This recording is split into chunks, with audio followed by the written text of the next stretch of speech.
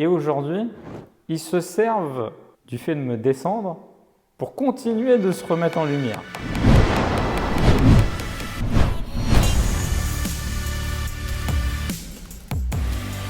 J'ai plein de mecs que j'ai fait monter même en abonnés, en clients. Aujourd'hui, ces mêmes personnes-là, soit ils ne me connaissent pas, quand ils parlent à leurs clients, non, ils se sont faits tout seuls. Soit j'en ai même un, il passe ses lives sur moi. Et puis jamais le remercier, entre guillemets, parce qu'ils sont passés dans ses chaînes, dans sa vidéo, etc. Je l'ai tellement vu, tu sais, avec des clients, avec des mecs sur Internet, avec des courtiers que j'ai mis en avant, avec des autres investisseurs que j'ai mis en avant. Ils ont pris entre guillemets de la lumière et aujourd'hui, attention, lumière toute relative, et aujourd'hui, ils se servent du fait de me descendre pour continuer de se remettre en lumière. Je l'ai tellement vu et je suis tombé sur le live du gars la fois dernière et bim, le mec avec sa voiture rouge, le machin, le truc. Je dis comment il peut faire ça? La concurrence, elle est comme ça. On avait déjà fait une vidéo sur la concurrence où je te parlais de moi monter l'immeuble le plus haut, mais les gens sont comme ça. C'est-à-dire que pour se mettre en avant, ils ont besoin de détruire celui qui est au-dessus de lui ou à côté de lui, ou etc. Et si tu veux, je pense qu'il faut que les gens soient alertés là-dessus sur le fait de, quand tu as un mec qui se présente comme ça, moi je, les autres sont, putain, et toi, montre-moi, prouve-moi, après on parlera des autres. D'accord? Montre-moi de quoi tu es capable. Je vois des mecs, ils font des vidéos sur l'investissement immobilier en disant que tous les mecs en costard ou avec des grosses voitures, c'est des mythos, et ils te disent « Je pourrais t'apprendre à devenir millionnaire en 2 mois, mais non, les autres c'est des menteurs, c'est des machins. » Ok, mais quand tu le dis ça, quand il y avait beaucoup de, tu sais, de trucs de manière… il y avait beaucoup de fake. Il y a de moins en moins de fake sur Internet. C'est de plus en plus difficile, les gens sont de plus en plus avertis, les gens sont de plus en plus au courant. Il y a de moins en moins de mecs qui sont dans le fake et dans le show-off. Il y en a de moins en moins. Tu veux interpeller des gens, oh, il faut que tu montres que tu existes. Donc parfois, il faut montrer des choses pour que tu existes. C'est un jeu de médias. Et les mecs aujourd'hui, ils sont tous à faire les mêmes pubs. Les autres, les autres, les autres. Oh les gars, moi je disais ça quand il y avait plein de choses vraiment too much, mais il y a 8 ans. Maintenant, tu peux plus arriver comme ça. Et puis arriver en mode les autres. T'es qui toi? Tu me parles des autres, t'es qui? Non mais tu vois ce que je veux dire? Mais t'es qui? Sans déconner. Qu'est-ce que tu as montré? Qu'est-ce que tu as prouvé? Qui tu es? À un moment donné, arrête de parler des autres. Montre, développe, etc., etc. Alors, les gens pourraient me reprendre en disant, j'avais fait une vidéo, présentation, est-ce que je suis un vendeur de rêve? Mais je dis, est-ce que je suis un vendeur de rêve? Je n'ai pas dit, est-ce que je suis comme les vendeurs de rêve qui existent, etc., etc. Rien à foutre, moi, des autres. Je te parle d'un concept, d'accord? Et de toute façon, vendeurs de rêve, entre guillemets, il y en a de moins en moins, même sur la plateforme Internet, même sur les plateformes des réseaux sociaux, etc., etc. Les gens sont de moins en moins crédules, les gens sont de plus en plus avertis avec les vendeurs de formation en ligne, avec les consultants, avec les coachs, etc. Il y a eu quand même un gros travail de pédagogie et d'éducation qui a été fait. Il en restera toujours et c'est normal parce que pour moi, de toute façon, il n'y a pas de vendeur de rêve, il n'y a que des acheteurs à la con. Si tu penses qu'un mec va transformer ta vie en 6 mois, tu es un zozo. Fin de l'histoire, tu es juste un zozo. Donc après, allez défoncer les gars, vendeurs de rêve, etc., etc. Puis alors ce coup de moi je m'habille simple à la Zuckerberg, j'ai juste un t-shirt, je montre rien de bling bling, etc., etc., pour montrer que je suis vraiment proche du peuple, etc., etc. Arrête en critiquant le mec qui va avoir un costume bleu, pas de cheveux, une voiture de sport, etc., etc. Il est où le problème? Il est où le problème? Tu peux très bien être riche et t'habiller en costume et être riche aussi, t'habiller en t-shirt. Enfin, Peu importe ça, on s'en fout. C'est pas ça qui va générer ta crédibilité ou ta non-crédibilité. Tu vois ce que je veux dire? Ta crédibilité, elle est factuelle. Elle est sur les opérations que tu fais, elle est sur ce que tu apportes à tes clients, elle est sur la valeur que tu fais, elle est sur la durabilité de ce que tu as prouvé. Tu vois, moi, ça fait plus de 11 ans maintenant que je fais de l'investissement immobilier. Entre guillemets, j'ai plus rien à prouver à qui que ce soit. Ça fait 8 ans que je suis sur Internet. Quand tu vois la durabilité des youtubeurs sur Internet, business, entrepreneuriat, dropshipping, e-commerce, etc., pareil, j'ai plus rien à prouver et à mettre en avant. Si ce que je te dis, ça t'intéresse, viens, on va faire des affaires. Mais en aucun cas, moi, j'irai m'attaquer ou me mettre en avant. J'en ai souvent parlé, mais comme je l'ai dit, moi j'ai une société de bâtiment. Les artisans, c'est les premiers à passer un CAP maçonnerie. Avec le CAP, je crache sur le collègue. Je te jure que c'est culturel. C'est culturel. Tu as l'impression que c'est chez les artisans, chez les agents immobiliers, maintenant chez les investisseurs ou youtubeurs immobiliers. En plus, ce qui est problématique, c'est que pour la plupart, ils n'ont pas compris. Ils se prétendent professionnels. Ok? Si tu te prétends professionnel, qu'en plus de ça, tu as, pour certains, une carte T, tais-toi. Tais-toi parce qu'il y a une loi qui s'appelle la loi Hoguet de bonne relation, de bienséance entre confrères. Et à force de cracher sur un milieu, quand tu vois toutes ces vidéos de mecs, les autres, c'est des vendeurs de rêves, c'est des menteurs, c'est des machins, c'est des ceci, c'est des cela. C'est pas les autres que tu cibles, c'est le marché. C'est le marché. Tu es en train de confondre, entre guillemets, toutes les personnes qui vont te parler immobilier en te vendant un produit en ligne sur l'immobilier, en disant toutes ces personnes sont des fakes, des mythos, des vendeurs de rêves, etc., etc. Alors que concentre-toi sur toi, apporte de la valeur aux gens et reste-en là. Tu ne sortiras pas grandi en utilisant le nom ou la personne pour te mettre toi en avant. Elle est où ta valeur? Tu as eu besoin de tuer quelqu'un ou de salir son image pour toi te mettre en avant? Mais qui es-tu?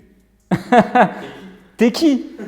T'es qui? Moi, tu sais, à un moment donné, des fois, quand je vois des gens mettre des commentaires injurieux, etc., ça m'arrive encore, même si vous gérez bien mes réseaux sociaux. Mais de temps en temps, mon œil y vrille. Et par curiosité, je regarde. Et tu regardes, par exemple, j'ai des mecs qui critiquent mon réseau de chasseurs immobiliers. Et ce qui est grave, c'est que je regarde de temps en temps leur profil. Déjà, leur profil Facebook, il ne me fait pas rêver. Mais au-delà de ça, donc déjà, je me dis, t'es qui? Pour te permettre. Et puis parfois, je vois agent immobilier dans tel et tel réseau. Mais je me dis, les gars sont fous. Les gars sont fous. On fait le même métier. Que tu aies un jugement, une critique, etc. Ok, pas de problème. Mais attention, ils ne se rendent même pas compte qu'ils font des critiques. Ils laissent des messages publics avec Jean-Michel de chez X réseau immobilier, tu vois, et ils te le laissent de manière publique. Coco, je peux t'envoyer un avocat pour ça. Parce qu'il y a des lois, il y a des règles. On ne peut pas, entre guillemets, violer des règles lorsque tu as une carte blanche, une carte T, lorsque tu es un professionnel de l'immobilier, il y a de la bienséance. Et le monde immobilier, le marché de l'entrepreneuriat, le marché du business se porterait mieux si, au lieu de se chier dessus sur une propre concurrence, les gens étaient plus dans l'évolution de ce système et de ce business. Crois-moi, on s'en sortirait grandi. Pourquoi? Parce que tu as les gens, ils regardent ça avec méfiance. À chaque fois qu'ils voient un gars sur Internet, ah bah oui, parce que c'est rentré, c'est mécanique. C'est encore un mytho, un vendeur de rêves, de blablabla. Et c'est mécanique. Et ceux qui sont dans ce milieu, qui vendent eux-mêmes des formations pour t'apprendre une méthode, ils te disent « Oui, mais ma méthode, elle est mieux que celle du gars d'à côté. Parce que moi, je… » Alors, avant de dire « moi, je », avant de montre, prouve, patience. Avant de vendre des formations en ligne, je suis resté quasiment 6 ans sans rien vendre sur Internet. Rien. Rien du tout. Dès qu'il y a de l'ego, de l'argent et du business, tout le monde se crache dessus. C'est une philosophie et c'est une culture. C'est ce que je t'ai déjà dit. C'est la concurrence, tu la vois dans deux angles. Le premier angle, c'est soit tu t'élèves, tu fais comme les chevaux, tu sais, les chevaux de course. Pourquoi on leur met des œillères? C'est pour qu'ils ne soient pas déconcentrés et qu'ils arrivent vite à leur objectif. Tu vois ce que je veux dire? Et donc tu te mets des œillères et toi tu essayes d'être le meilleur. Et tu te fais un combat contre toi-même.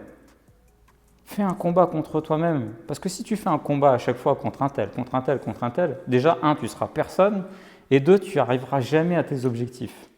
Et tu finiras que par être un vieux gars ou une vieille nénette frustrée et aigrie, qui a que de la rancœur sur celui qui réussit, sur celui qui a plus d'abonnés, sur celui qui a un business qui fait 10 000, 20 000, 100 000 euros de chiffre d'affaires en plus. Peu importe. Et malheureusement, l'humain, il n'est pas splendide, hein. Il est un peu cracra aussi, l'humain. Et donc, les mauvais côtés de l'humain, c'est ça. C'est d'être toujours dans cette phase de je jalouse ce que a l'autre et ce que je n'ai pas, ou ce que j'aimerais avoir. Le problème, c'est que ça ne glorifie pas, ton business, et ça ne fait pas évoluer le marché dans lequel tu fonctionnes. Moi, localement, je suis détesté. Dans ma ville, je suis détesté. J'ai plein d'anecdotes sulfureuses. On est en train de finaliser le livre, mon deuxième livre, qui va sortir au mois de mai. Là, pour le coup, il sera sur toutes nos plateformes, il sera aussi sur Amazon, en librairie, etc.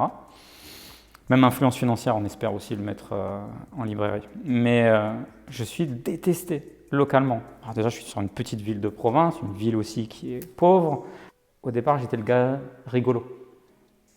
Tu sais, le mec qui fait 2-3 vidéos, on peut se moquer de lui. De toute façon, il fut un temps, j'ai même été chasseur immobilier.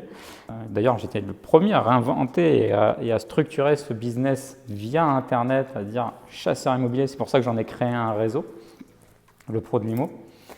Et au début, c'est rigolo. Il y a 200 vues, il y a 30 ou 40 ou 50 ou 100 abonnés.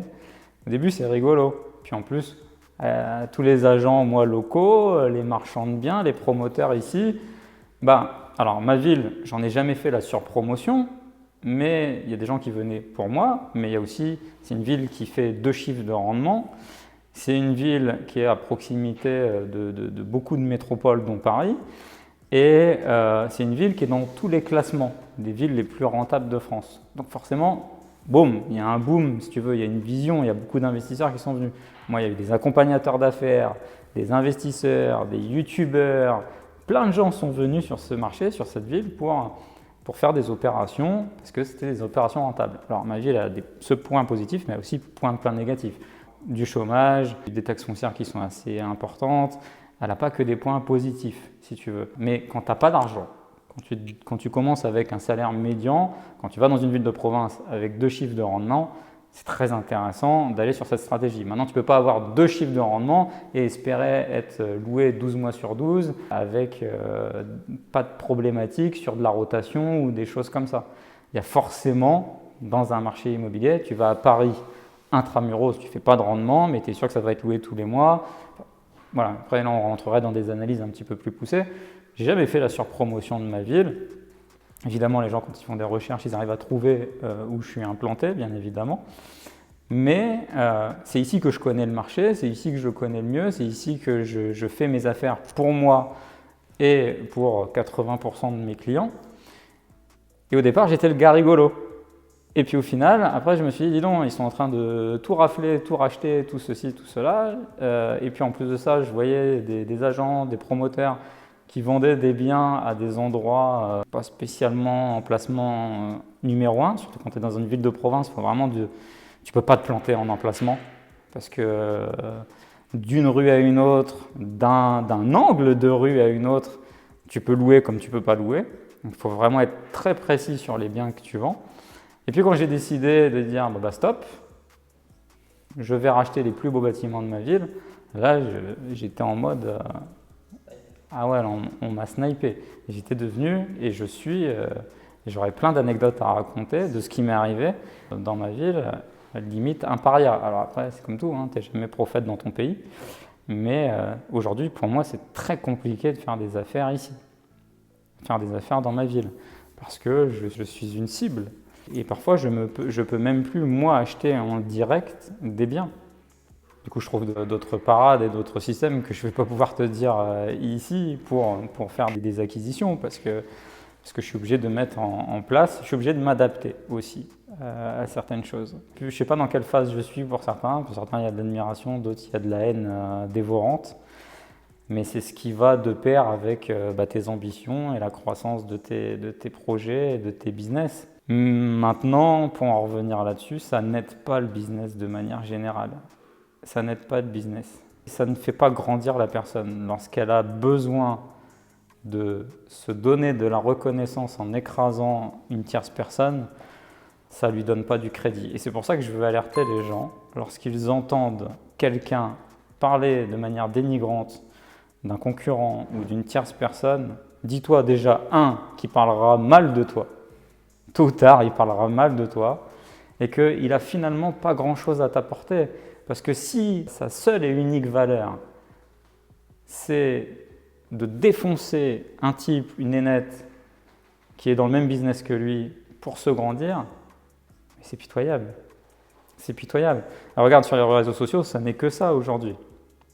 Regarde les mecs pour réussir à faire monter une audience. Aujourd'hui, j'ai quoi? Alors, 50 000 abonnés, mais demain, je dis une connerie, j'ai 1 million d'abonnés. Il y aura forcément des mecs qui ne me connaissaient pas, qui en avaient rien à secouer. Je ne gênais pas, mais il y a des gars qui créeront des chaînes ou des vidéos avec mon nom pour me flinguer parce que ça sera mon nom est synonyme de clic. Tu vois, bon, prends un exemple tout bête. Prends un Thibaut InShape. Il fait son truc, il emmerde personne. Non mais tu vois ce que je veux dire? Il fait son truc le gars. Et pourtant, tu as 150 000 gars qui ont fait des vidéos Thibaut InShape, arnaque, escroc, menteur, dopé, je sais pas. Et je m'en fous moi de sa vie, Thibaut InShape. Mais si tu veux, les gens utilisent ça parce que vous savez comment ça marche, vous êtes dans le marketing, vous êtes dans les réseaux sociaux. Quand tu utilises un nom qui a du clic, tu vas créer du clic. Et quand tu associes un nom avec arnaque, escroc, machin, ceci, cela, c'est comme les journalistes ou les médias. Quand le titre est sulfureux, quand le titre amène à ce qu'il y a de plus vil chez les gens, dans l'être humain, je vais avoir un truc croustillant sur lui, je vais pouvoir baver sur lui, je vais faire mon commérage sur lui, et bien ça te ramène tout un tas de vues, une communauté, un machin, ceci, cela. Mais qu'est-ce que tu as apporté dans le fond? Rien. Et je pense très sincèrement que ça ne te fait pas grandir, ça ne fait pas grandir ton business, de te mettre en avant avec le fait d'avoir entassé quelqu'un. Si cette vidéo t'a plu, n'hésite pas à la liker, à la partager, à la commenter et également abonne-toi à ma chaîne. Tu peux aussi visionner d'autres vidéos juste ici et je te dis à très bientôt.